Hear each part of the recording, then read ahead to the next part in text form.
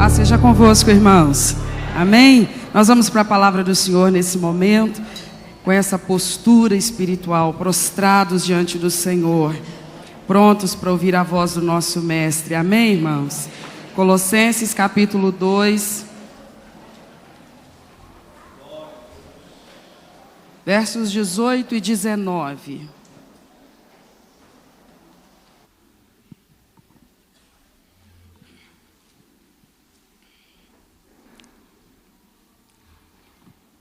Colossenses 2,18.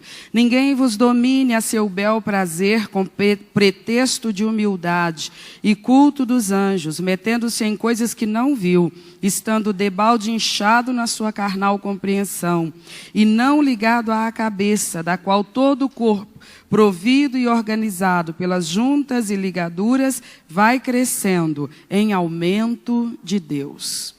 Que o Espírito Santo fale conosco nesta hora. Feche os seus olhos e ore por isso. Clame por isso. Peça por isso. Peça ao Espírito que te capacite a receber e compreender a palavra de Deus. Aleluia. Aleluia.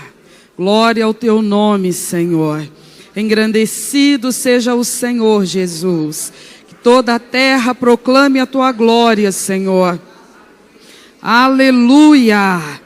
Reunidos na tua presença nós estamos, Pai, em nome de Jesus, por meio de Jesus, queremos ser tocados nesta noite, poderosamente, pela tua presença, pela tua palavra. Eis-nos aqui, Senhor, só chegamos aqui porque o Senhor nos deu força para isso, só estamos aqui porque o Senhor nos favoreceu para isso.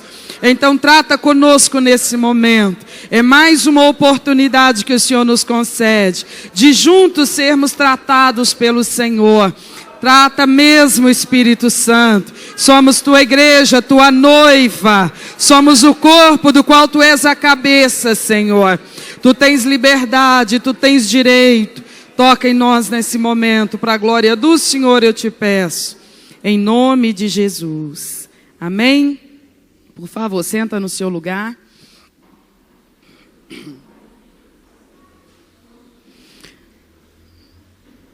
Agora eu queria a sua máxima atenção, por favor, para nós darmos sequência ao nosso estudo da carta aos Colossenses.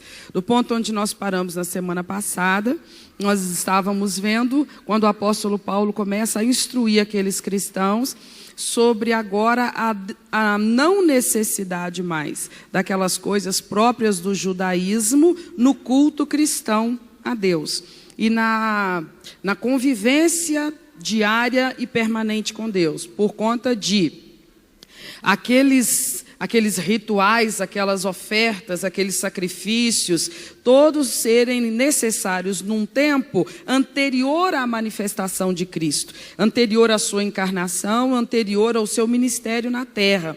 Então aquelas coisas eram necessárias, porque elas eram figuras do que Jesus seria e faria. Elas eram sombra, mas a partir do momento que a essência veio, a sombra se torna desnecessária.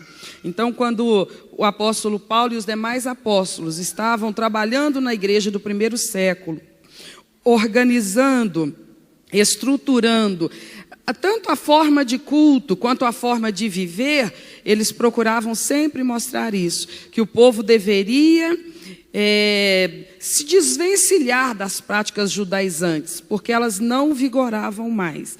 Agora, no texto que nós lemos hoje, o apóstolo Paulo vem falar de uma outra orientação necessária no culto a Deus e na maneira como nós lidamos com o Senhor. Ele fala da necessidade de termos o cuidado de não adotarmos, não aceitarmos, não praticarmos qualquer forma de misticismo que descentralize a pessoa de Jesus Cristo.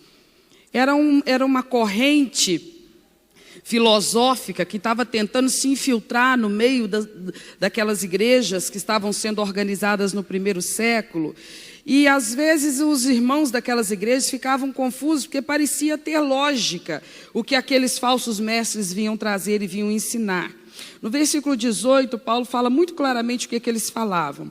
Ninguém vos domine a seu bel prazer. Com o quê? Com pretexto de humildade e culto dos anjos, metendo-se em coisas que não viram, estando debalde inchados na sua carnal compreensão. Então, em que consistia essa filosofia que eles tentavam incutir na mentalidade dos primeiros cristãos? Eles falavam e ensinavam que o homem, o ser humano, ele não pode ser arrogante ao ponto de imaginar que ele tem acesso direto a Deus. Escute isso. Eles estavam ensinando uma coisa que Paulo está dizendo, não vai nessa onda, não vai nessa conversa. O que eles estavam ensinando? Eles estavam ensinando que o ser humano, o pecador, jamais pode ter a soberba de imaginar que tem acesso direto ao Criador, por conta da sua condição de pecador, ainda que redimido, mas continua sendo uma pessoa falha, limitada, falível. Então a tese deles era essa, que seria arrogância, petulância e até irreverência um ser humano imaginar que ele poderia direcionar-se a Deus, sabe, sem nenhum intermediário. E considerando Cristo como sendo Filho de Deus, na mesma condição, qualidade, nível do Pai, então eles diziam, nem assim, nem ao Pai e nem ao Filho, você deve ir diretamente, porque você é pecador. E ali trata-se de uma divindade. Então qual que era a saída, qual que era a solução? Eles diziam que a solução era usar por intermediários os anjos, por exemplo. E então, através dessa comunicação com os anjos, eles enviariam as suas petições e a sua adoração, e tudo aquilo que eles desejassem falar ao Pai, que não falassem diretamente, que eles invocassem os anjos, entregassem então as suas declarações a esses anjos, e os anjos é que fariam esse transporte das mensagens, levariam aquilo que o povo estava querendo falar com Deus ao coração de Deus. Baseado em que eles ensinavam essas coisas? Naquilo que eles supostamente viviam. Eles diziam de si próprios que eram pessoas com muitas visões de anjos. Esses falsos mestres. Eles falavam que na experiência cotidiana deles era comum eles terem visões e revelações. Coisas assim muito elevadas que eles tinham acesso porque eram visitados por esses anjos. Então eles colocavam a experiência, a suposta experiência particular e pessoal deles, como sendo referência para toda a cristandade. E diziam, é por esse meio, é por esse caminho que nós, seres humanos, conseguimos nos comunicar com Deus e Deus se comunica conosco. Então, é essa tese que eles tentavam enfiar para a goela dentro dos primeiros cristãos. E então, o apóstolo Paulo começa a desacreditá-los, mostrando que esse era um princípio e era um conceito antibíblico. Ainda que tivesse uma aparência de humildade, em princípio, podia dar a ideia de uma aparente humildade e até conquistar a concordância de alguns. Alguém podia, assim, inadvertidamente, sem uma avaliação mais profunda, concordar com eles, dizer, não, mas sabe o que faz sentido? É mesmo, Deus é muito elevado, como é que a gente vai chegar direto nele? Nós, ainda que sejamos convertidos e sinceros no nosso amor a Deus e na nossa fé, a gente falha o tempo todo, a gente erra o tempo todo. Se tentarmos nos aproximar direto dele, ele vai fulminar a gente, porque ele é santo, santo e santo, e nós falhos, limitadíssimos. Então começaram a imaginar que tinha alguma lógica aquele raciocínio. Por que Paulo tão enfaticamente combateu isso? E falou contrariamente a isso? Porque esse era um ensino antibíblico. Quem acreditasse nisso simplesmente perderia o acesso a Deus. Porque está muito claro na palavra do Senhor que o único intermediário entre o homem e Deus é a pessoa de Jesus Cristo. Era justamente o que aqueles falsos mestres tentavam fazer. Eles tentavam tirar Jesus da parada, da história, para que a igreja não dependesse de Jesus Cristo. para chegar ao Pai. Só que isso está estabelecido pelo Pai. Qualquer ser humano depende de Jesus Cristo para chegar ao Pai. Depende de estar em Cristo para ser aceito diante do Pai. Para de fato não ser fulminado ou rejeitado pelo Pai. Então esse princípio de que Jesus Cristo é o centro da fé cristã, ele não pode ser tocado. Ele não pode ser alterado. Porque quando se altera isso, simplesmente se desvia da verdadeira fé cristã. Tem qualquer outra fé, menos a fé cristã. Porque a fé cristã é cristocêntrica. Jesus está no centro da experiência cristã, da experiência de conversão, da oportunidade de regeneração e de voltar a estar em amizade com Deus. Sem Cristo, tudo fica sem validade, não funciona. Tudo é por meio de Jesus Cristo. Então aqueles falsos mestres, querendo desacreditar Jesus, desvalorizar Jesus, desqualificar Jesus, colocar a igreja numa condição de independência de Jesus Cristo. É lógico que eles não podiam chegar de cara para a igreja falando de forma ofensiva, denunciando abertamente o seu interesse de combater a pessoa de Jesus Cristo. Eles não podiam fazer isso porque se fosse uma abordagem direta, todos iriam rejeitar. Então, para poderem introduzir aquele ensinamento herege, espúrio, comprometedor da fé cristã, eles colocaram numa abordagem que soaria bem aos ouvidos dos cristãos. Eles começam falando de humildade. Humildade é uma coisa que agrada ao Senhor. É uma coisa que Deus requer do ser humano. Então eles vão por aí. E eles usam esse argumento. Por conta da nossa humildade, nós não vamos diretamente a Deus. Nós procuramos intermediários. E o caso aqui eram os anjos. Mas no decorrer da história da cristandade, a gente sabe quantos outros intermediários foram estabelecidos para que se alcance uma graça de Deus, né? E Jesus Cristo, na maioria dos casos, é apenas mais um dos possíveis intermediários. Mas ao longo da história da igreja, especialmente quando ela se desliga da orientação apostólica, foi se estabelecendo personagens ou personalidades que a cristandade da era medieval, por exemplo, e mesmo dos nossos dias, ela de cunho romano, ela aceita personalidades e personagens como intermediários entre o homem e Deus. Numa forma assim tão sincera, numa devoção tão sincera, que a pessoa chega a pensar, não gente, mas qual que é o problema? Qual que é o problema nisso? Porque são divindades, são pessoas canonizadas e consideradas hoje santas, e consideradas hoje intercessoras, e consideradas hoje intermediárias entre Deus e o homem, e se não fazem bem, mal também não vão fazer, larga para lá. Mas irmãos, tudo aquilo que está contra o texto bíblico anula a verdadeira fé bíblica, e impossibilita a verdadeira experiência com Deus. Não tem como ficar inventando coisa que Deus não estabeleceu. Por que há diferença entre a fé cristã romana e a fé cristã apostólica bíblica?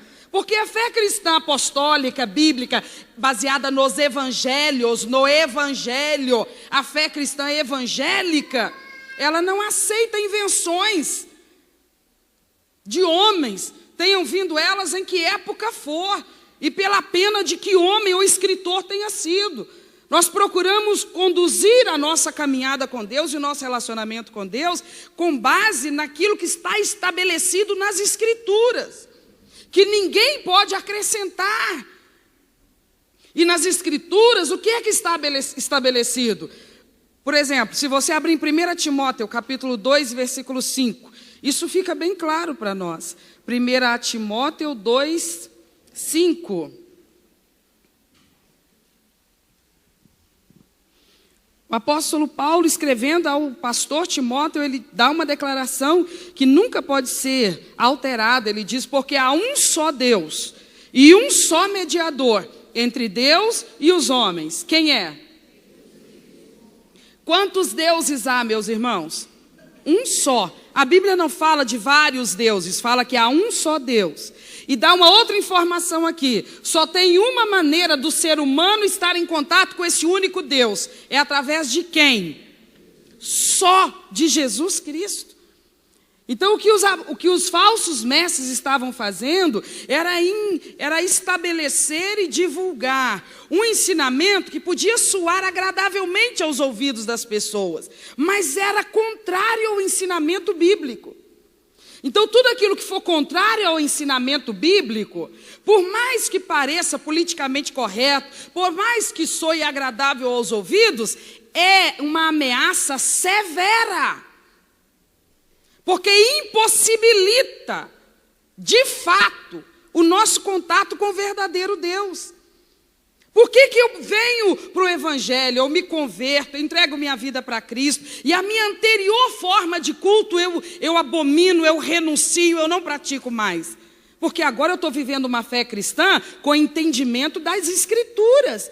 E as Escrituras me dizem que eu não devo prestar culto a ninguém que não seja o verdadeiro Deus, que eu não devo adorar a ninguém que não seja o verdadeiro Deus, que eu não devo invocar as bênçãos de Deus em nome de ninguém, senão em nome de...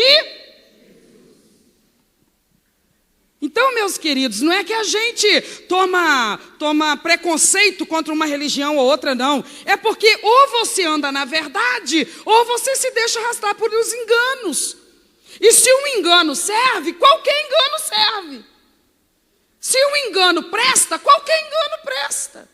Se crê que uma divindade faz esse elo, essa comunicação entre eu e Deus, eu posso crer em qualquer coisa, porque nada vai ser verdade mesmo.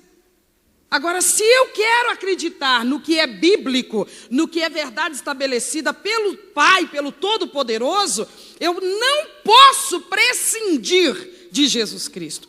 Ele é imprescindível. Não existe fé cristã onde Jesus não seja a pessoa principal. Não existe fé cristã onde Jesus tem no mesmo nível dele outras personalidades, no mesmo nível, no mesmo patamar. Esse é um cristianismo de homens. O cristianismo bíblico, ele é muito bem definido. Jesus é o centro, é a personagem principal dessa experiência salvífica que nos reconcilia com Deus, com o Criador, com o Todo-Poderoso. Amém, irmãos? Quando Paulo fala contra aquele ensinamento, ele diz no versículo 19, voltando aos Colossenses: ninguém vos domine a seu bel prazer, com pretexto de humildade, culto de anjos, metendo-se em coisas que não viu e estando inchados na sua carnal compreensão. Isso aqui era uma característica daqueles falsos mestres.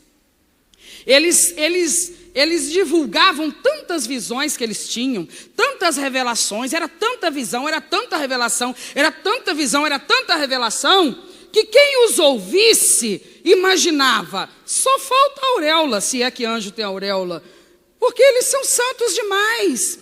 Então eles se inchavam, eles se ensoberbeciam de uma suposta superioridade espiritual.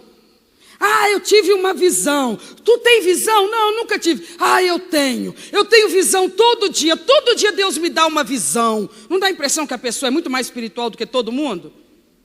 Nossa, Deus falou comigo, esse negócio de Deus falou comigo, é impressionante como é que sai fácil da boca das pessoas. Deus nunca fala para a pessoa parar de falar da vida dos outros, nunca fala para a pessoa pagar as contas dela em dia, nunca fala para a pessoa parar de envolver com coisa que não é assunto dela. Não, só fala coisa que aprova a conduta daquele bendito. Pode olhar, Tem gente que ele faz uma confusão, ele vira e fala assim, eu vou pedir conta porque Deus falou comigo que não é esse lugar, que nessa empresa não, que ele tem coisa melhor para mim. Aí pede conta. Aí fica para as ruas da cidade parando currículo 6 meses sem parar e nenhuma porta se abre. Aí alguém questiona, mas que confusão que Deus fez na tua vida, hein, meu? Tu estava empregado, ganhando teu ordenado todo mês, pagando tuas contas. E como é que você falou? Deus que mandou tu pedir conta? Não, Ele falou que tem uma outra porta. Está vendo a confusão que as pessoas fazem? Colocam o nome de Deus em experiências que elas têm, que em algum momento devem ser experiências autênticas, sim. Porque, de fato, Deus fala com as pessoas na terra. Por vários meios. Ele fala através da adoração. Nós não acabamos de nos comunicar com Deus através da adoração. Ele fala através da ministração da palavra, a pregação de viva voz do evangelho. Fala ou não fala, meus irmãos? Deus também fala conosco através de circunstâncias do cotidiano, coisas que acontecem assim do nada, e aí te bate assim um discernimento e você percebe, nossa, é de Deus. É de Deus. Agora eu estou entendendo, depois que isso aqui aconteceu, eu tive uma compreensão que antes estava me faltando. Às vezes você vai dormir, e às vezes você não está pensando em uma determinada situação, mas você é tomado por um sonho, e esse sonho veio da parte de Deus. Pode acontecer ou não pode? Pode ter sonhos da parte de Deus, sim. Ou você pode ter uma visão. Você pode realmente enxergar coisas que os olhos humanos não veem. Deus te permite ver alguma coisa. Mas isso não acontece assim todo dia, toda hora, de qualquer maneira, não. São coisas especialíssimas, irmãos. Porque esse não é o meio prioritário pelo qual Deus se comunica com os homens na terra, não. São casos específicos, esporádicos e especialíssimos. A forma como ele se comunica com as pessoas na face da terra é da boca de um salvo para um perdido, é da boca de um salvo para outro salvo, é através da palavra que está aqui, enchendo a nossa mente e o nosso entendimento. Então ele faz lembrar a palavra, e a palavra flui dos nossos lábios, e nós compartilhamos a palavra. A palavra é a comunicação de Deus para conosco, em primeiro momento, porque tudo que vier além da palavra, tem que estar de acordo com a palavra. Eu tenho esse dom, Deus me dá sonhos, Deus me dá visões, ótimo. Então eu te garanto uma coisa, jamais vai acontecer com você o que estava acontecendo com esses homens aqui. Porque quando de fato uma pessoa, ela é investida de unção e autoridade de Deus para essas manifestações, o Espírito do Senhor vai de uma maneira muito singular trabalhar na vida dessa pessoa antes de lhe conceder isto. E enquanto lhe usa dessa maneira, para quê? Para que aquela pessoa jamais se ensoberbeça pelo dom através do qual Deus lhe usa. Porque em todo tempo a consciência dela lhe dirá, não é meu dom, é de quem? Ela nunca se ensoberbecerá, ela sempre estará, pelo contrário, admirada de pensar como ele pode usar alguém como eu. Como ele pode permitir experiências assim a uma pessoa como eu? Eu sei que eu sou tão falho, eu sei que eu sou tão imperfeito. Como ele pode se prestar a usar uma pessoa tão cheia de limitações como eu? Esse será o sentimento. Quanto mais uma pessoa de Deus, de verdade, for usada por ele, mais humilde essa pessoa será. Por quê? Por conta desse trato mesmo. Ela mais do que ninguém, vai ter tanta consciência da grandeza, daquilo que atua na vida dela, que ela vai saber, eu não sou digno disso. Ela vai saber. Eu vivo comigo mesmo 24 horas por dia. Eu sei que eu não sou digno disso. Então, por isso, tudo aquilo que acontecer nesse particular na sua vida, reverterá em glória para o Senhor que lhe usa, que lhe capacita e que através da sua vida abençoa outras pessoas. Jamais essa pessoa usará dessa unção ou desse agir de Deus na sua vida para exercer superioridade sobre os outros crentes, para deixar a sua reputação como se fosse elevadíssima, e a dos que não têm tais demonstrações como se fossem reputações de crentes de meia qualidade. Era o que estava acontecendo com aqueles. Quando o apóstolo Paulo fala assim, eles estão ensoberbecendo-se, por conta de quê? Por conta de uma coisa que estava condenando a vida espiritual deles. Não era hora de soberba, era hora de se humilhar, reconhecer que eles estavam errando e voltar à palavra. Porque o que eles estavam ensinando era contrário à Bíblia. E Deus, ele se levanta contra aqueles que se levantam contra a sua palavra, que dizem que Deus disse o que Deus não disse. Isso é sério demais. Eu tive uma visão, o anjo me falou, e ele falou assim, para de ir direto a Deus, deixa de arrogância. Quando vocês quiserem pedir alguma coisa, peça os anjos são um pouquinho melhor do que vocês, então não faz direto a Deus não, isso é arrogância demais. Você teve uma visão e um anjo te falou isso? Se a pessoa fosse de Deus de verdade, e ela tivesse tido essa visão de verdade, o que ela deveria fazer? Repreender, porque isso não é anjo, só pode ser demônio. Porque Deus não manda um anjo ensinar a gente a desobedecer a Bíblia, não. Pois se Deus falou por meio de Cristo e dos apóstolos, que só há um mediador entre Deus e os homens, que é Jesus Cristo, como é que no outro dia Deus vai surtar e mandar um anjo descer aqui na terra e falar com um camarada assim, vai lá e ensina a minha igreja para eles parar de ser arrogante, nariz empinado, e parar de ficar me amolando e tentando falar direto comigo, porque eles esqueceram o que eu sou? Eu sou Deus, eles não podem vir direto a mim, não. Manda eles falar com os anjos. E os anjos, pela ordem, virão à minha presença trazendo os pedidos deles. Deus não faz isso, irmãos. A Bíblia diz que Deus é imutável, nele não há variação. Ele não pensa um dia uma coisa e outro dia outra. Diz que a palavra de Deus e o caminho de Deus são perfeitos. Amém? Então, por isso que todos nós que estamos agora na presença de Deus e cultuando a Deus, nós temos que pedir discernimento ao Espírito Santo e buscar conhecer a palavra do Senhor. Senão nós podemos estar indo por desvios da fé. Desvios da fé que normalmente vão agradar muito nossos ouvidos. Vão agradar imensamente nossos ouvidos de seres humanos ainda acessíveis ao pecado. Desvios da fé que nós vamos receber de muito bom grado, mas que poderão levar à falência permanente a nossa experiência com Cristo. O zelo da doutrina é uma obrigação para cada verdadeiro filho de Deus. Eu preciso ser criterioso com a doutrina. Do que eu estou falando quando eu falo doutrina? Do que eu estou falando quando eu falo doutrina, irmãos?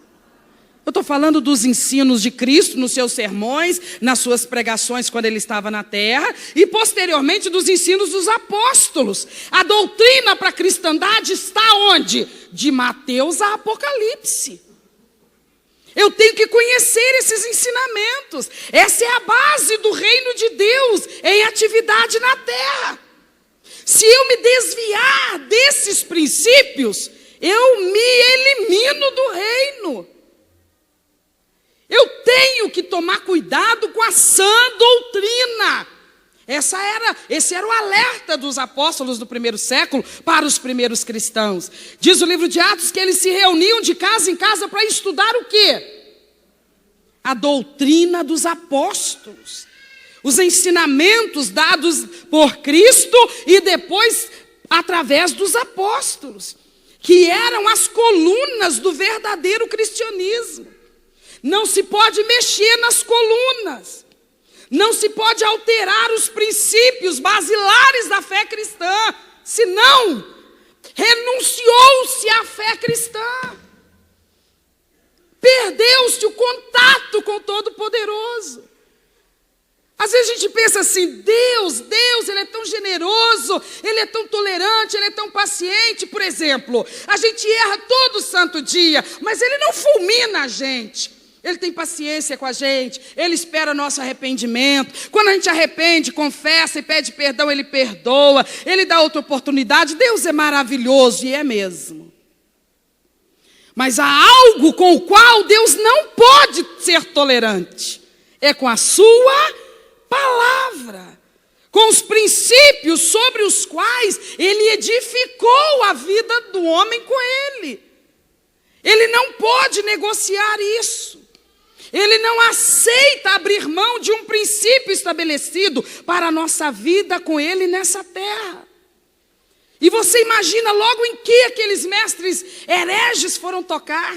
Naquela que era a coluna principal da fé cristã. Era a base, era a coluna central da construção de uma vida com Deus, que é identificar Cristo, crer em Cristo e depender de Cristo. Porque quem Cristo é, meus queridos?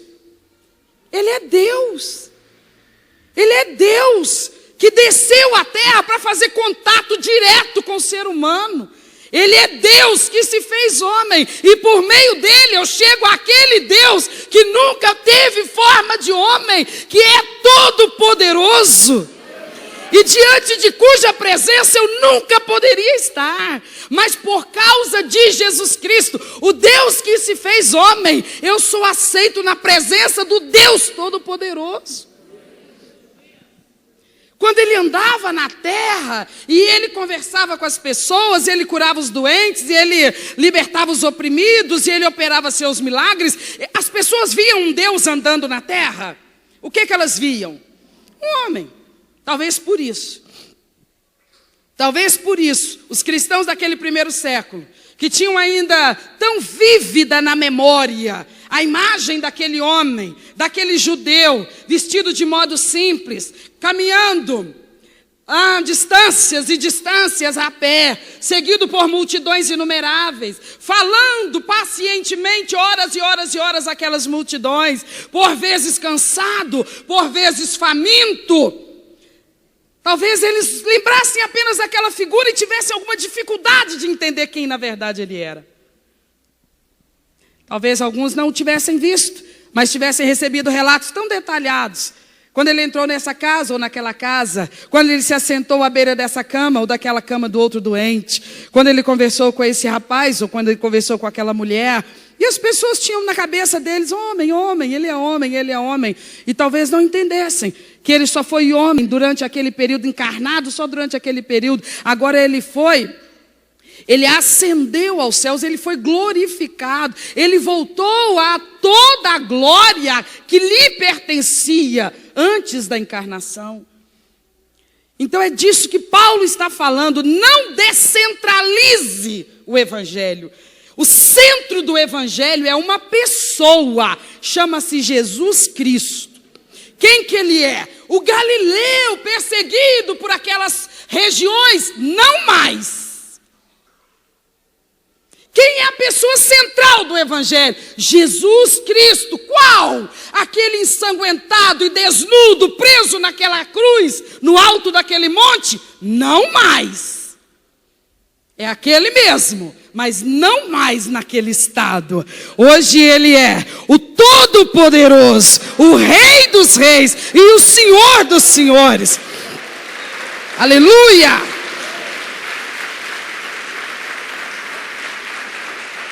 E é nessa condição que ele é o cabeça da igreja.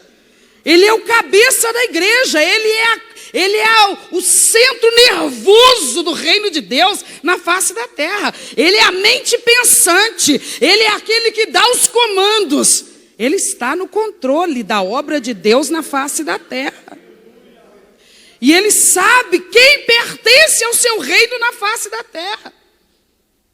Qual que é o requisito principal para se ser identificado como parte desse povo de Deus? Reconhecer Jesus, confessar Jesus, submeter-se a Jesus como Senhor absoluto da sua vida, como Salvador da sua alma eterna, mas como Senhor da sua vida terrena também. Ninguém que recuse isso é reconhecido por Ele como membro ou parte do seu corpo, do corpo do qual Ele é cabeça. Então o que Paulo está dizendo, esses falsos mestres, eles estão condenados.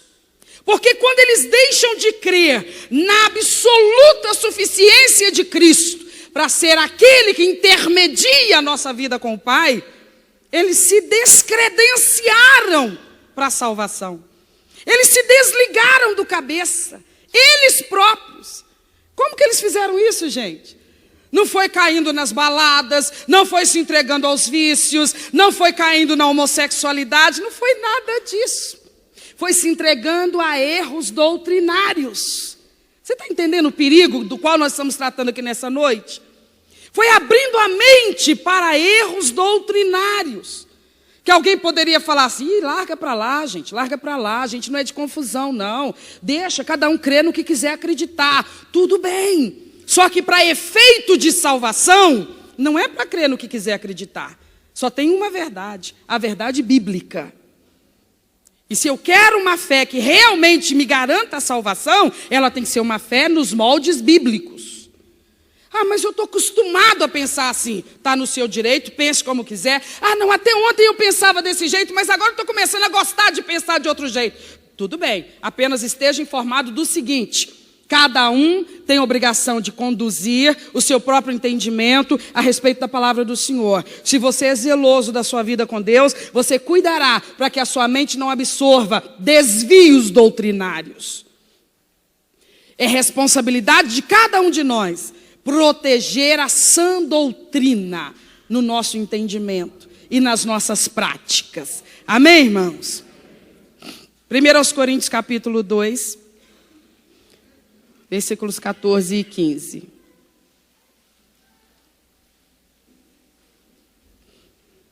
Primeiro aos Coríntios 2, versos 14.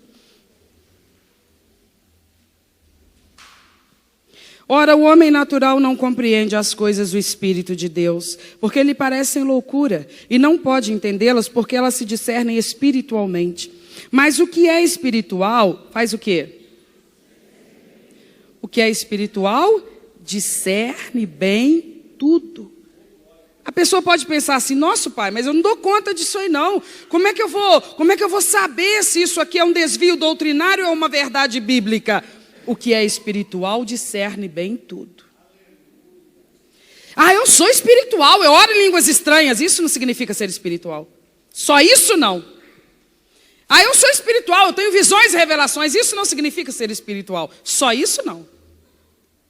Ser espiritual é ser nutrido espiritualmente. E o que nutre espiritualmente, irmãos?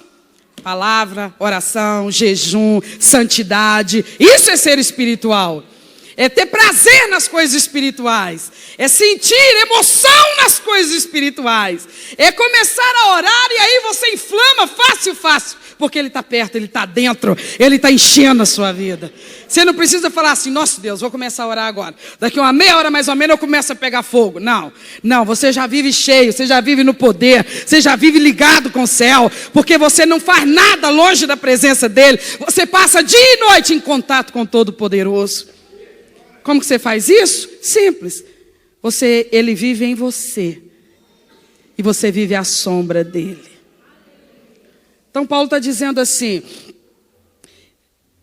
atitude, qualidade, nível, intensidade, temperatura espiritual é uma necessidade. Porque senão nós não vamos perecer por causa dos pecados que lá fora tanto nos tentam seduzir, mas vamos perecer do lado de dentro, por abrirmos a nossa mente para desvios doutrinários, que tirarão de nós o direcionamento do Espírito Santo, porque o Espírito Santo é aquele enviado por Cristo Jesus para nos conduzir na verdade bíblica. Às vezes você vai ouvir um pregador, e graças a Deus nós temos uma imensidão de opções de pregadores para ouvir nesse nosso Brasil, e você vai ouvir ele pregar o quê? A palavra. O pregador prega a palavra. O que você vai fazer? Você vai ouvir com a máxima atenção. Você vai ouvir com a máxima atenção.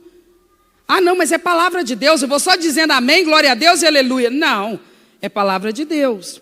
Mas você vai ouvir com a máxima atenção. Porque a palavra é perfeita, mas o pregador não é. Ele pode ter convicção absoluta de um desvio doutrinário, e se eu não entender o princípio da palavra de Deus, ele me arrasta para o desvio dele. Por exemplo, nós falamos 2 semanas seguidas, se eu não me engano, a respeito do que Paulo fala anteriormente a esse assunto. Quando ele mostra que o cristianismo dispensa o legalismo do Antigo Testamento. E todas aquelas formas de culto, do culto judaizante, não são mais necessários, são ultrapassados, porque eram sombra daquilo que agora é a essência que está presente na vida da igreja. Agora, você sabe que no Brasil, nos últimos tempos, tem se trabalhado muito a propagação de coisas próprias do culto judaizante. Não apenas de objetos, como de vestimentas, a liturgia. Em muitos lugares isso está sendo absorvido como uma coisa altamente espiritual. Coisa que você vai olhar lá no Antigo Testamento e está lá mesmo, tem base bíblica, está lá. Mas Paulo está dizendo aqui no Novo Testamento. Eles eram necessários e imprescindíveis lá, numa época em que a pessoa de Cristo ainda não tinha se manifestado. Então lançavam luz, era sombra do que seria. Mas Paulo explicou aqui aos Colossenses, aquelas coisas estão obsoletas, ultrapassadas, não vigoram mais, não tem mais sentido e não tem mais nenhum resultado. Elas são desnecessárias no atual culto cristão. Então, se eu sei disso, por que eu vou aqui num culto chamar uma pessoa para poder participar do nosso culto, e ele vai pregar, e depois ele vai trazer o seu chofar, e ele vai soprar aquele chofar aqui na nossa frente, nós vamos ouvir um som que talvez nos agrade, novidade para nós, mas deixa eu te falar uma coisa, a nível de adoração a Deus, não tem valor, não tem mais importância. Ah, não, vamos trazer a arca, vamos trazer a arca, vamos fazer exatamente igual era no Antigo Testamento, e vamos fazer aqui uma mesa e botar a arca aqui, aí você vai vir trazer os seus pedidos de oração e botar dentro daquela arca, a arca conforme Deus mandou Moisés fazer, uma miniatura dela. Isso não tem necessidade, isso não tem base para o nosso culto cristão. Aquilo tudo era necessário num tempo em que não havia a dimensão da presença de Cristo que há hoje. Hoje a arca está conosco. O Cordeiro está conosco. Eu não preciso ir lá no pasto, pedir um cordeiro emprestado e trazê-lo e imolá-lo sobre o altar como demonstração do meu arrependimento e buscando a remissão dos meus pecados, porque o Cordeiro está presente na igreja. Eu não preciso esperar uma vez por ano fazer um culto de confissão de pecado para que nós busquemos a redenção e seja esse o dia da nossa expiação. Todo culto é hora de expiar pecado. Todo dia você entra na igreja e você fala com Deus: me perdoa, miserável pecador que eu sou. Meus muitos pecados, minhas muitas falhas, Pai, me perdoa. E o Cordeiro que tira o pecado do mundo atua em nosso favor. Então, irmãos, nós não podemos retroceder, quanto não podemos nos desviar das verdades bíblicas. Paulo diz: quem é espiritual discerne. Ah, não, isso aqui é do diabo. Não tem que falar do que é, eu só sei que não é de Deus, pronto. Se é de homem, se é do diabo, problema de quem está inventando. Eu sei é que eu não vou por esse caminho. Mas quem está estabelecendo é uma autoridade eclesiástica. Antes do nome do camarada vem a palavra reverendo. Isso garante alguma coisa, gente? Vai lá no gabinete dele, tem diplomas de tudo quanto é seminários teológicos. Diploma garante alguma coisa, irmãos? Nós temos que ir pela simplicidade do evangelho, mas a profundidade dessa simplicidade. Por que nos anos 300, 400, o cristianismo teve aquele desvio tão terrível? Quando então ele se uniu ao Estado, apadrinhado pelo Estado, e sofreu toda a influência da sociedade da época, como a gente sabe da história, daqueles 1000 anos terríveis da Idade Média. Por quê? Porque haviam pessoas que elas estavam abertas para o que desse e viesse. Qualquer novidade era bem-vinda. Houveram alguns que se mantiveram leais e fiéis aos ensinos de Cristo e dos apóstolos, mas esses então, eles passaram a ser discriminados e perseguidos por aquela que então tornou-se a grande senhora da terra na Idade Média, que foi a Igreja Apostólica Romana, Católica Romana, com coisas que não estão na Bíblia. Por que que hoje eu tenho meus filhos, eu gero meus filhos, dou à luz meus filhos, e eu os trago à presença do Senhor e os apresento, ao invés de levá-los a um batismo?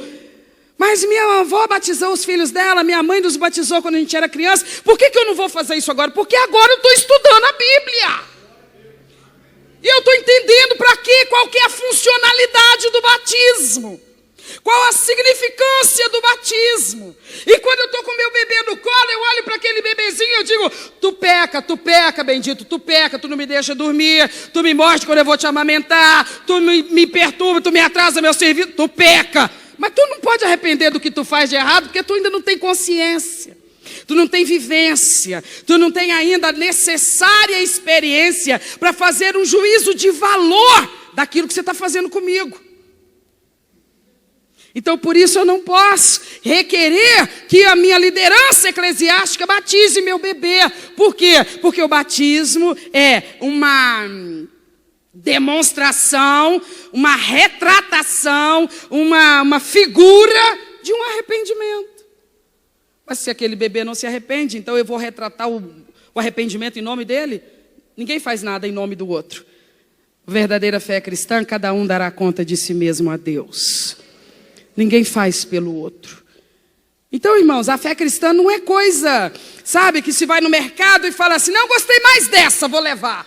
Não, aquela ali me atraiu mais, vou levar. Não, essa aqui está num preço melhorzinho, está mais de acordo com o meu bolso, vou levar. A fé cristã não é mercadoria. A fé cristã é a lei de Deus, a única que Ele reconhece e pela qual Ele se conduz no trato conosco na face da terra. Amém, irmãos? 1 aos Coríntios ainda, capítulo 3, versículo 11. Porque ninguém pode pôr outro fundamento além do que já está posto. Ninguém pode pôr outro fundamento além do que já está posto. O qual é? Jesus Cristo. Jesus Cristo. Aí a gente pensa assim: meu Deus, mas eles falavam de anjos. E não é verdade que Deus usou os anjos para tantas vezes trazer à terra suas mensagens e seus livramentos para as pessoas no Antigo Testamento? Claro que é verdade. Os anjos foram muito importantes. Por vezes anjos mesmo. Por vezes o próprio Filho de Deus, transfigurado como um anjo. Mas sempre aparecendo aquelas pessoas no Antigo Testamento em momentos especialíssimos. E com revelações objetivas sobre fatos dramáticos e importantes para o que estava em andamento, o projeto divino em andamento na terra, preparando todas as coisas para o momento principal, que era o momento da vinda do Filho de Deus ao mundo. Então eles foram usados por Deus sem dúvida nenhuma, sem dúvida nenhuma. Mas se você abrir comigo, por exemplo, Apocalipse capítulo 22. Antes de Apocalipse, vamos para Hebreus. Hebreus capítulo 1, versículo 13 e 14.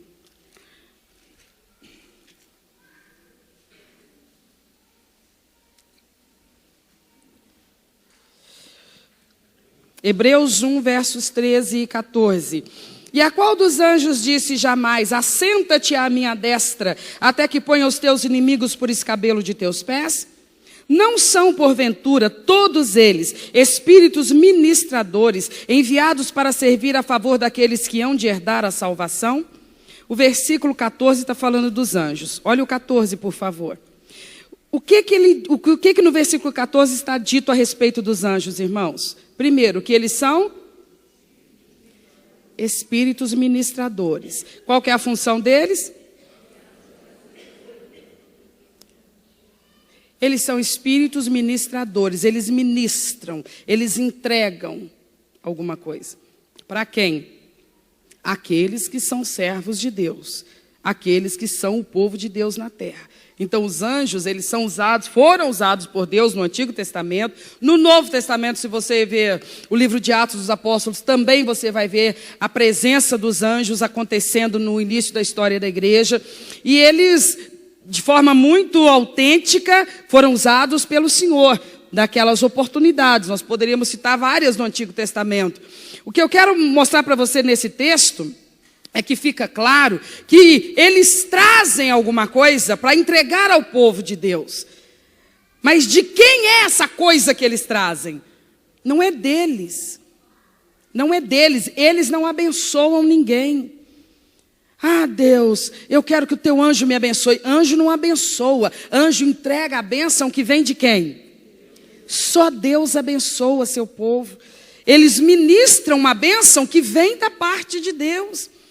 Eles atuam na terra, com certeza. O salmista diz assim, por exemplo, no Salmo 91, diz que ele dará ordem aos seus anjos para te guardem todos os teus caminhos. No outro Salmo 37, se eu não me engano, diz, os anjos do Senhor acampam-se e os livra. Está vendo? Então não há dúvida a respeito disso. Deus faz uso dos anjos para proteger os seus filhos na terra, para direcionarem alguma coisa, trazendo uma revelação de Deus de verdade, sempre em conformidade com a palavra de Deus, porque Deus não se contradiz. Mas guarde isso que eu vou te falar. Anjo faz porque Deus manda fazer e faz na autoridade de Deus. Faz uma credencial dada por Deus. O poder não vem deles. O poder pertence a Deus somente. Por isso nós temos que entender qual que é o papel de cada um e entender qual que é a glória de cada um. A glória dos anjos é servir o povo de Deus na terra, mas eles não merecem ser adorados por isso, porque eles não o fazem com seus próprios recursos. Eles o fazem com o recurso do Pai, do Deus Todo-Poderoso. Por isso, quando nós orarmos, nós não vamos nos direcionar a anjos, nem pedindo e nem agradecendo. Porque o que tenha chegado a nós através deles, não veio originalmente deles mesmos. Veio do próprio Deus. Amém? Então vamos para Apocalipse agora. Capítulo de número 22.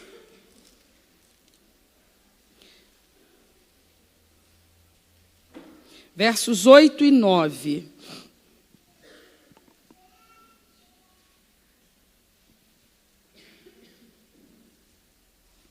(22, 8). E eu, João, sou aquele que vi e ouvi estas coisas. Havendo-as ouvido e visto, prostrei-me aos pés do anjo que mas mostrava para quê? Eu vou repetir. E eu, João, sou aquele que vi e ouvi essas coisas. Havendo-as ouvido e visto, prostrei-me aos pés do anjo que mas mostrava. Então ele viu e ouviu coisas. Quem falou e quem mostrou essas coisas para ele? Um anjo. Então, quando ele viu e ouviu, impactado com tudo aquilo, prostrou-se, ajoelhou-se para adorar a quem? Aí vamos para o próximo. E disse-me, olha, não faças tal, porque eu sou conservo teu e de teus irmãos os profetas, e dos que guardam as palavras deste livro. Ficou claro, irmãos? Aleluia! Glória a Deus! Aleluia! Toda essa revelação que João está tendo do Apocalipse, ele tem experiências onde ele ouve a voz de Deus, ele ouve a voz de Jesus Cristo. Nesse ponto ele fala, o anjo veio, o anjo me mostrou coisas e o anjo me disse coisas. Deus usa anjos, sim. Deus dá visões e Deus dá revelações, sim. Mas nunca para desvirtuar a doutrina. Muito sinceramente, o João vai se prostrar para adorar aquela personagem diante dele. Emocionado com tudo que ele estava vendo e ouvindo. Mas ato contínuo, o anjo o exortou, o anjo o corrigiu, o anjo não admitiu ser adorado. E ainda se identificou, ele disse: não te impressiones comigo, sou teu conservo, eu estou aqui para te servir. Você não deve se prostrar diante de mim, eu sou um trabalhador do reino, e o meu trabalho é cuidar de tu. Quem me deu esse encargo? Aquele que é teu Deus, aquele que é teu Senhor. Ele dá ordem aos anjos dele e fala: vai lá e ajuda, e livra do acidente, e livra desse problema, e livra do assaltante, e livra da língua mentirosa. Ele dá ordem aos seus anjos e eles estão na terra sim. Ele dá ordem aos seus anjos para anunciarem coisas. Por exemplo, Daniel um dia orava a Deus, já contava talvez seus 90 anos de idade, intercedia pelo seu povo judeu, cativo na Babilônia. Os 70 anos preditos para aquele cativeiro estavam se completando, e Daniel sabia que estava chegando o tempo em que o povo seria devolvido à sua terra. E Daniel estaria intercedendo, clamando, pedindo a Deus que perdoe todos os pecados do seu povo e que os libere finalmente daquele cativeiro. E aí ele ora a Deus e a resposta não vem. E ele não para de orar enquanto a resposta não vem. Porque ele sabia de uma coisa: se eu oro, Deus ouve. Se Deus ouve, Deus responde. E a resposta desce das mansões celestiais aqui para a face da terra. Porque Deus está no céu, mas eu estou na terra. E Ele precisa falar comigo aqui embaixo. Porque Ele sabe coisas que eu não sei. Porque Ele vê coisas que eu não vejo. E Ele me responde. E por vezes o faz pela instrumentalidade de anjos. E então ele continua orando enquanto a resposta não chega. 21º dia, ele tem uma visão. Um anjo. Ele diz que ele não está só ele. Está ele e algumas outras pessoas. Mas ele diz assim: só eu vi o anjo. Eu vi o anjo. E o anjo falou comigo. E ele disse assim: Daniel, varão muito amado, desde o dia que você começou nesta oração, a resposta já estava liberada. Desde o dia em que você clamou por isso, a resposta foi liberada. E ele colocou nas minhas mãos a responsabilidade de trazer a resposta para você. E eu vim. Meu propósito era chegar, ato contínuo, mas não deu certo, sabe por quê? Porque eu fui obstruído na minha vinda para cá por outras forças espirituais que infestam a atmosfera. O príncipe da Pérsia, ele obstaculou a minha vinda, e eu tive que guerrear contra ele. Mas tu continuava orando. Tu continuava orando. Tu continuava orando. Então nós trabalhamos juntos, Daniel. Tu orando na terra e eu guerreando nas regiões celestiais, para colocar nas tuas mãos aquilo que o Todo-Poderoso confiou a você. Irmãos, é muito tremendo como Deus trabalha. Não desvirtuemos a palavra do Senhor, porque não precisa de ajuste, já é perfeito. A maneira que Ele faz, a maneira que Ele providencia essa interação. Comedor de arroz com feijão igual nós aqui na terra. Apenas dobrando o joelho por terra e começando a orar. E mal começa a falar, nós somos tão frágeis que a presença dele nos toma e a gente se derrama em lágrimas. E a sua vontade é não levantar dali nunca mais, porque tu está na unção da presença dele.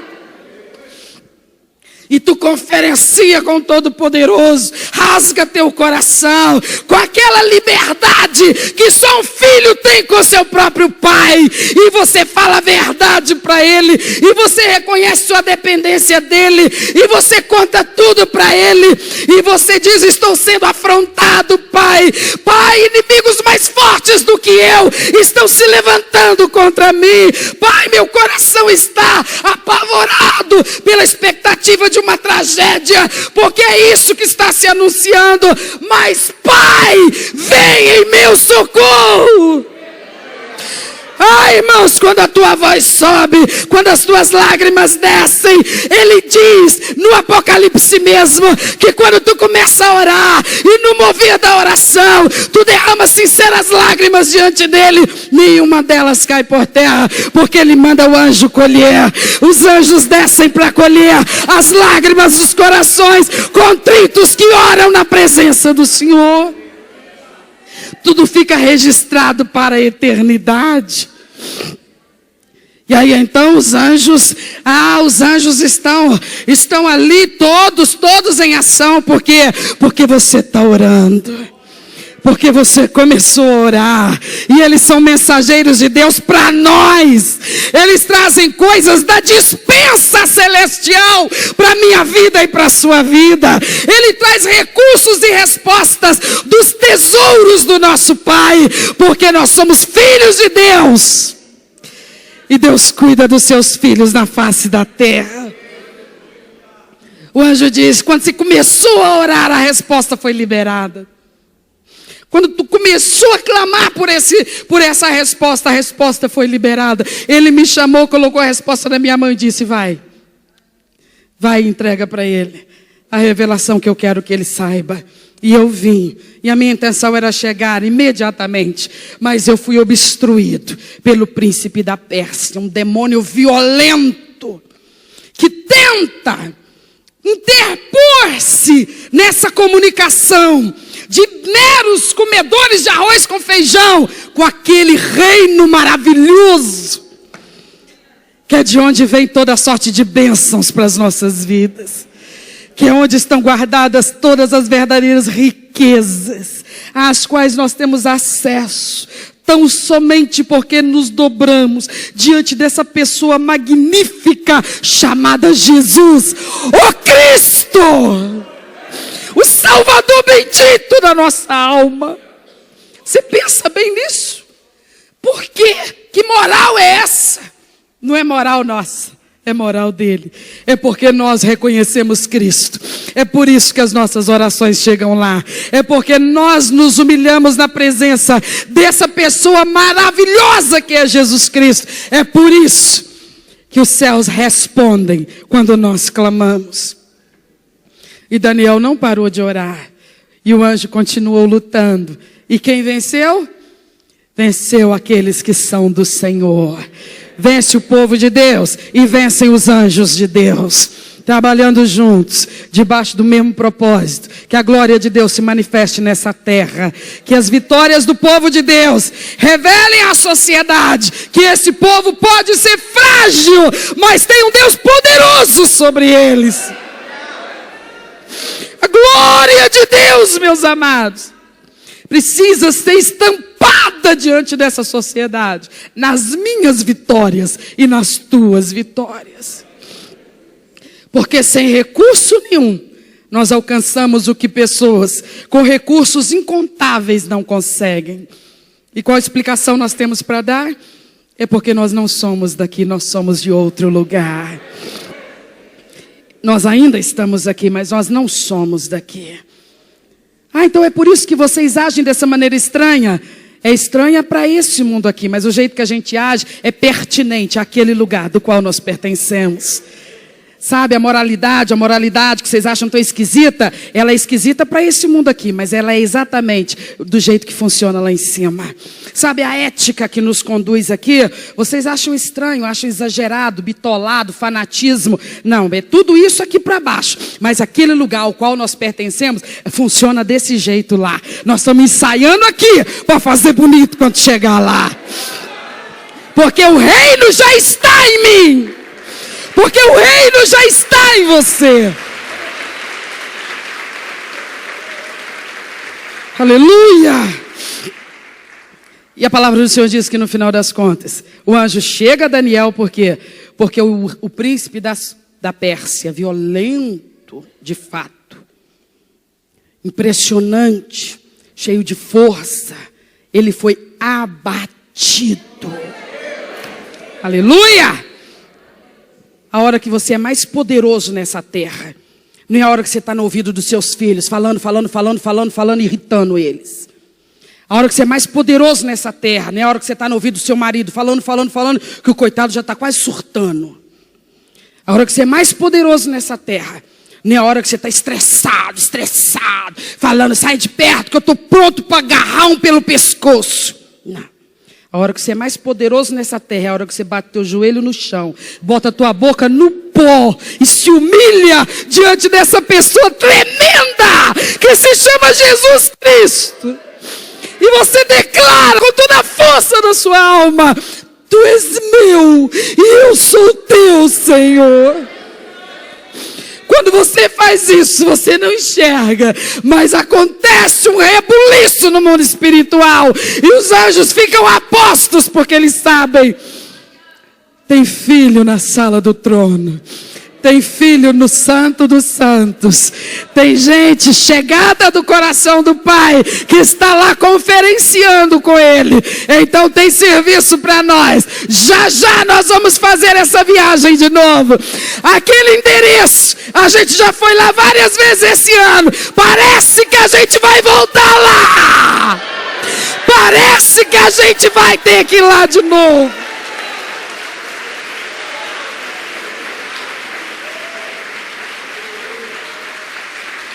Meus irmãos, eu quero que você entenda do que nós estamos falando nessa noite. Não existe verdadeiro cristianismo sem verdadeiro misticismo. Porque isso é místico. Porque isso não é normal, não é natural, não é cientificamente comprovado. É místico, mas é o misticismo bíblico. Deus intervém na terra? Sim, Senhor. Deus manda anjo? Manda. Deus dá sonho? Deus dá visão? Dá. Existe misticismo autêntico. O que eu chamo de misticismo? Toda forma de manifestação de um Deus invisível na vida de pessoas que não podem vê-lo, já que para os nossos olhos físicos ele é invisível. Mas Ele e aquilo que lhe pertence chega às nossas vidas de um jeito que a ciência não explica, que a matemática não explica, que a lógica não explica, que nada explica, senão a fé. Então não se feche para toda forma de misticismo, porque há uma que é autêntica. Não tenha medo dela. Tem gente, por exemplo, que está na igreja, começa a orar e começa a sentir o coração disparado. Ai, começa a sentir tanto calor e começa a sentir uma emoção. E logo abre o olho e para de orar. Pensa, ai que medo, o que é isso? Às vezes a pessoa fala, eu tenho muita vontade de ser batizado no Espírito Santo, selado como o Senhor prometeu. E eu busco, mas quando eu sinto alguma coisa, eu fico com medo. Eu abro o olho e paro de orar. Tem misticismo que é autêntico. Jesus falou assim: vocês vão ir pregar o evangelho a toda criatura, mas ainda não. Ficai, porém, na cidade de Jerusalém, até que do alto sejais revestidos de poder. Aí ele foi morto, ressuscitou, ascendeu aos céus. E depois daqueles 10 dias da sua ascensão, o povo estava reunido no mesmo lugar orando. E uma coisa muito mística aconteceu. Muito sobrenatural. Muito inexplicável cientificamente falando.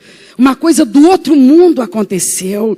Eles estavam reunidos no mesmo lugar, portas fechadas, janelas fechadas, porque estavam temendo ser capturados. Mas de repente eles começaram a ouvir um som, como de um vento veemente e impetuoso. E eles começaram a ver línguas como de fogo, repartidas e serpenteando no meio deles. E de repente eles começaram a falar em outras línguas. Línguas que eles nunca tinham aprendido antes. Isso é místico ou não é? Para encerrar, carta de Paulo aos Coríntios, 2 aos Coríntios capítulo 12. 2 aos Coríntios capítulo 12, versículo 7.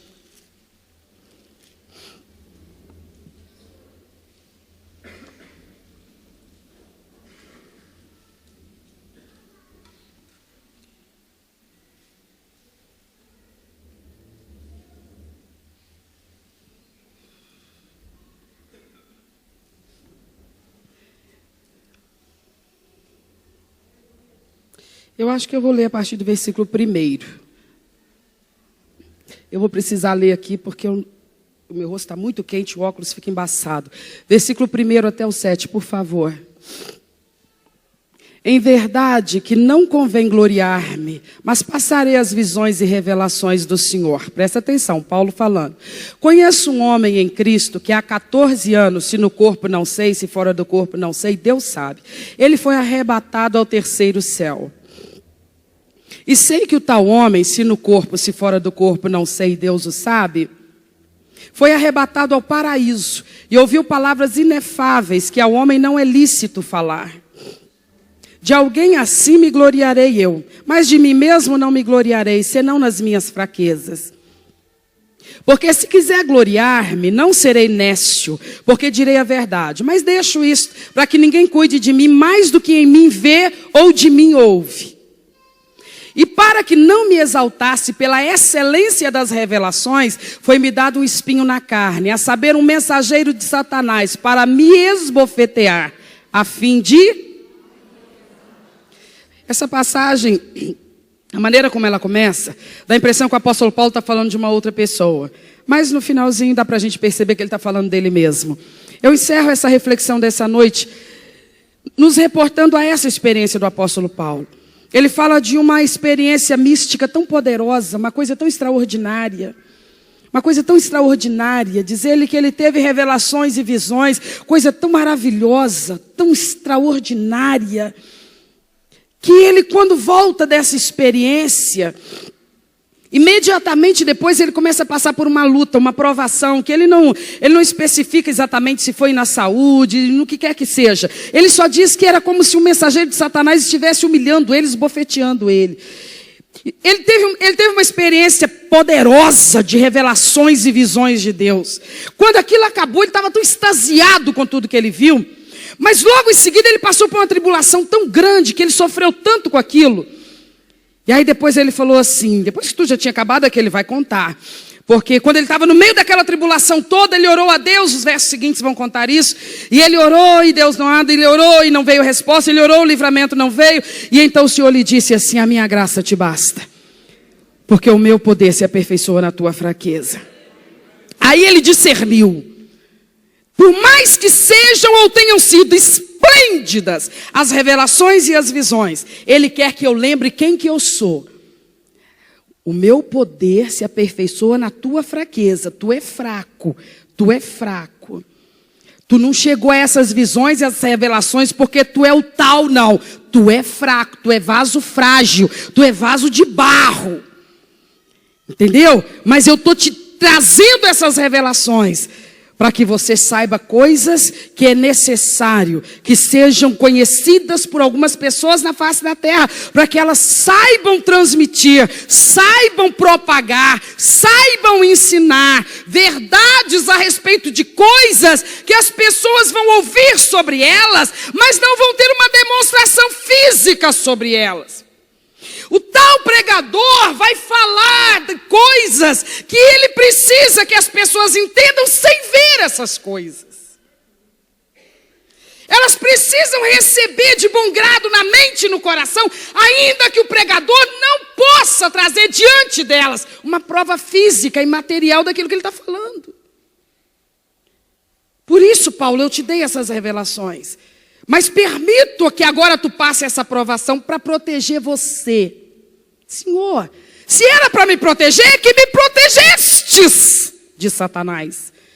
Porque ele está judiando de mim, eu estou vivendo uma provação, uma luta tremenda. Não, teu maior inimigo não é Satanás. Teu maior inimigo é você mesmo. Aí ele discerne, ele entende o agir de Deus. Ele diz, eu sei porque que Deus permitiu que eu passasse a prova, logo após me dar aquela experiência tão plena. Foi para que ele me defendesse da minha tendência à soberba, ao envaidecimento, ao orgulho. Ele foi generoso comigo 2 vezes. Primeiro, me dando a experiência tão profunda com ele. E segundo, me permitindo passar por aquele sofrimento todo, para que ele apurasse a minha alma e eu não ficasse arrogante, nariz empinado, imaginando que vi o que vi e sei o que sei, porque seja o tal. Está dando para entender, meus irmãos? O verdadeiro crescimento espiritual não ensoberbece, humilha o Filho de Deus. Quanto mais perto de Deus você está, mais consciente da sua imperfeição você será. Então você não vai sair, sabe, se sentindo superior a ninguém. Pelo contrário, você vai clamar dia e noite e dizer: Senhor, eu não mereço, eu sei que eu não mereço, mas eu preciso continuar recebendo isso do Senhor. Porque agora minha alma está, ó Deus, extasiada com as coisas celestiais. E eu quero essas coisas, eu quero mais de Deus, eu quero mais de Deus. Se eu tenho, Deus, promessa de revestimento de poder, eu quero. Se eu tenho a promessa de o Senhor fazer de mim um vaso de honra na tua casa, eu quero. Sabe, Deus, eu poderia estar dentro da sua casa, sendo pedra de tropeço para os outros, sendo vaso de desonra, trazendo escândalo para o teu nome. Mas eu estou percebendo que o Senhor tem mecanismos, ferramentas, instrumentos para fazer de mim um verdadeiro crente, uma pessoa contrita e quebrantada de verdade. Porque tem crente falso e fajuto na terra, mas também tem crente sincero. É desse tipo que eu quero ser. Eu quero ser um crente autêntico, ainda que não perfeito, mas realmente rendido ao Senhor. Fica de pé no seu lugar, nós vamos orar. Nós oramos no domingo pedindo o sobrenatural de Deus em favor das nossas circunstâncias nessa terra. Os irmãos estavam aqui, lembram? Nós pedimos que Deus liberasse o poder dele, para que nós tivéssemos livramentos e soluções e curas, enfim. Hoje nós vamos orar, mas pedindo em outra direção, que ele derrame do poder espiritual dele sobre a nossa vida. Que ele nos tome pela mão direita e nos leve pela estrada da vivência de coisas espirituais que estão faltando para nós. Porque, irmãos, quando nós tivermos experiências mais profundas com Deus, nós vamos nos enraizar ainda mais no Evangelho, e nada nos afastará do amor de Deus que está em Cristo Jesus. Talvez o que esteja faltando para muitos de nós aqui seja isso. Senhor Deus, não para me ensoberbecer jamais, mas me dá experiências novas contigo. Você gostaria de orar por isso nesse momento? Senhor, desperta-me espiritualmente. Senhor, me deixa viver o novo de Deus, sabe, coisas que vão me tornar ainda mais íntimo de Ti. Eu não posso ser um crente, Senhor, no automático, sabe, Pai? No automático, o tempo todo no automático, não. Vida cristã é sangue quente na presença do Senhor, é experiência restauradora todo dia, é ser renovado, é ser fortalecido, é olhar, é ver, é contemplar a majestade do Senhor. Ore por isso e abra teu espírito para isso, porque nada nessa terra te tocará quando você estiver transbordando da glória de Deus. Deixa a glória de Deus te tocar. Aleluia!